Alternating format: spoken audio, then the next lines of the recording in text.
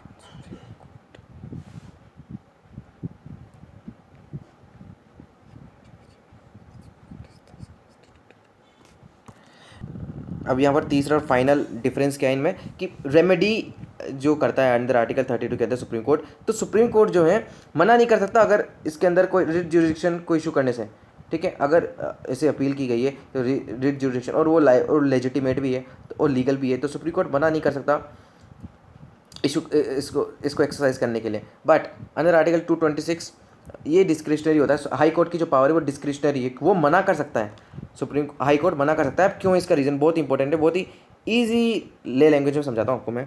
देखो अभी हमने कहा था फर्स्ट पॉइंट में कि हाई कोर्ट जो है वो ऑर्डिनरी केसेस में भी और ऑर्डिनरी जनरल ज्यूरिडिक्शन के अंदर भी अपने इस वाले राइट का रिट इशू कर सकता है। बट सुप्रीम कोर्ट के पास सिर्फ और सिर्फ राइट है किसका, फंडामेंटल राइट के इन्फोर्समेंट के लिए। और फंडामेंटल राइट्स का गारंटर कौन है, फंडामेंटल का राइट्स का गारंटर है डिफेंडर सुप्रीम कोर्ट है। और फंडामेंटल राइट तो वायलेट की जा नहीं सकते because it's a part of basic structure. और सुप्रीम कोर्ट की मूल उसकी ड्यूटी है डिफेंड करना, गारंटी करना फंडामेंटल राइट्स की, तो रिफ्यूज़ कर ही नहीं सकते हैं, ठीक है supreme court. But high court कर सकता है इन केस ऑफ आपके जो अदर राइट्स हैं जैसे कि जनरल जुरिडिक्शन और लीगल राइट्स, ठीक है, क्योंकि वो आप पे गारंटर और डिफेंडर नहीं है फंडामेंटल राइट का। So now we will proceed to understand the meaning of these writs separately, ठीक है। इसको देखते हैं हम।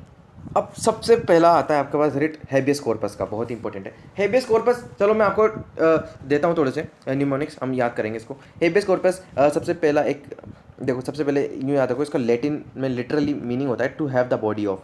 तो हैबियस कॉर्पस की जब भी बात आए ना, तो एक वर्ड याद रखो, डिटेंशन। बस अगर आपको किसी ने गिरफ्तार कर लिया, अब क्या करें, तो हैबियस कॉर्पस वही है ना, ठीक है, सिंपल। अब यहाँ से सुनना बहुत इंपॉर्टेंट बात, ये कोर्ट इशू करती है अगेंस्ट अ पर्सन जो कि अनदर पर्सन को डिटेन किए हुए हैं, ठीक है। अब देखना है यहाँ से ये क्या कहते हैं, इसके अंदर लिखा होता है कि ये जो पर्सन है उसको जो है हमारे सामने प्रस्तुत किया जाए, ठीक है, कोर्ट के आगे उसको लेकर के आया जाए। और जो कोर्ट है वो एग्जामिन करेगी क्या कोज है और क्या लीगलिटी है डिटेंशन का, अगर और क्या इस डिटेन पर्सन को फ्री करना चाहिए कि नहीं करना चाहिए। अगर ये इलीगल हुआ तो इसको फ्री कर दिया जाएगा इमीडिएटली। अब ये जो रिट है ना, इसको कहा जाता है bulwark of individual liberty against the arbitrary detention. Habeas corpus detention, habeas corpus detention, ऐसे याद रखना है ना, क्योंकि कन्फ्यूजन होता था आगे जाकर के, देखना भी होगा। सो अभी से क्लियर करते चलते हैं हम। तो रिट ऑफ हैबियस कॉर्पस जो है वो पब्लिक अथॉरिटीज़ के खिलाफ भी इशू किया जा सकता है और प्राइवेट इंडिविजुअल के खिलाफ भी किया जा सकता है। लेकिन ऑन द अदर हैंड जो ये हैबियस कॉर्पस है किन के खिलाफ नहीं किया जा सकता, अगर मान लीजिए डिटेंशन आपका लॉफुल हुआ तो। सेकंड, अगर ये कंटेम्प्ट ऑफ लेजिस्लेचर और कंटेम्प्ट ऑफ कोर्ट किया गया हो तो। Third, detention of a competent court, मतलब अगर कोर्ट ही डिटेंशन करने की अनुमति दे, ठीक है, डायरेक्शन दे, तो भी नहीं हो सकता। Last, detention is outside the jurisdiction of the court, अगर कोर्ट के ज्यूरिडिक्शन से आउटसाइड है, जैसे कि मान लीजिए हाई कोर्ट कोई दूसरे स्टेट में है तो वो नहीं इशू कर सकता, उसी कोर्ट में जाना पड़ेगा आपको, सुप्रीम कोर्ट कर सकता है। अब मैंडेमस सेकंड रेट आता है आपका मैंडेमस। पहला हमने habeas corpus detention, habeas corpus detention continue कर दिया, ठीक है। अब हमने मैंडेमस देखना है। मैंडेमस से आप सिंपल याद रखना, मैंडेमस यानी कि आप अपने ऊपर लेकर के देखो, duties. Mandamus is related to the duties, mandamus is related to, ठीक है। तो mandamus is related to the आपका ड्यूटीज़, ठीक है। थोड़ा फास्ट चलते गाइस, इसको कंप्लीट करना है अपन को। तो इसका लिटरली मीनिंग होता है वी कमांड, वी कमांड। अब इसका मतलब है क्या कि कोर्ट इशू कर सकता है किसी भी पब्लिक ऑफिसर के खिलाफ जिसने मना कर दी है अपनी ऑफिशियल ड्यूटीज़ को फुलफिल करने के लिए, और वो रिफ्यूज़ करता है, फेल हो चुका है उसको पूरी करने के लिए, ठीक है।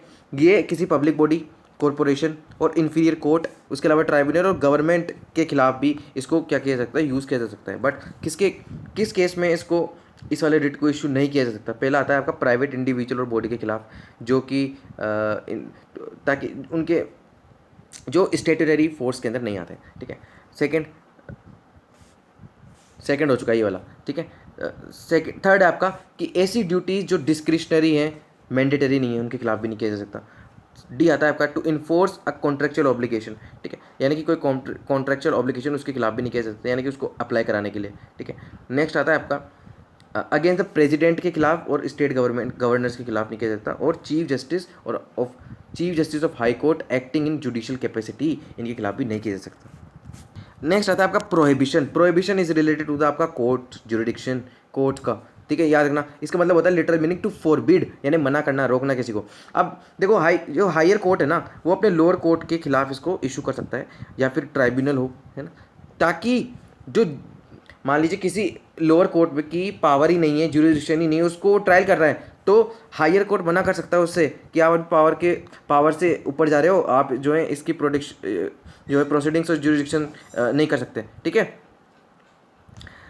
तो जैसे मैंडेमस क्या है, मैंडेमस के टोटली अपोजिट है। मैंडेमस क्या करता है कि आपको एक्टिविटी करना है, उसके खिलाफ था वो, लेकिन ये प्रोहिबिशन क्या है, आपको इनएक्टिविटी के लिए बोलता है कि अपना जो काम कर रखा है उसको रोको, आप जो है प्रोसीडिंग आगे मत बढ़ाओ, ठीक है। तो हायर कोर्ट किसको कहता है, लोअर कोर्ट। तो मोस्ट इंपॉर्टेंट बात क्या आती है इसके अंदर, सिर्फ जुडिशियल और क्वासी जुडिशियल बॉडी, जैसे कि ट्राइब्यूनल हुआ, उसको एनजीटी हुआ जैसे आपके, है ना, उनके खिलाफ ही ये हो सकता है। बाकी administrative authorities, legislative authorities, private individual body, इनके खिलाफ नहीं किया जा सकता। नेक्स्ट आता है आपका सर्टियोरारी। अब देखना सर्टियोरारी ये रिलेटेड है सेम, जैसे आपने अभी क्या पढ़ा इसके पहले, मैंडेमस आपका प्रोहिबिशन, ठीक है, बट थोड़ा सा डिफरेंस है, देखना यहाँ पे।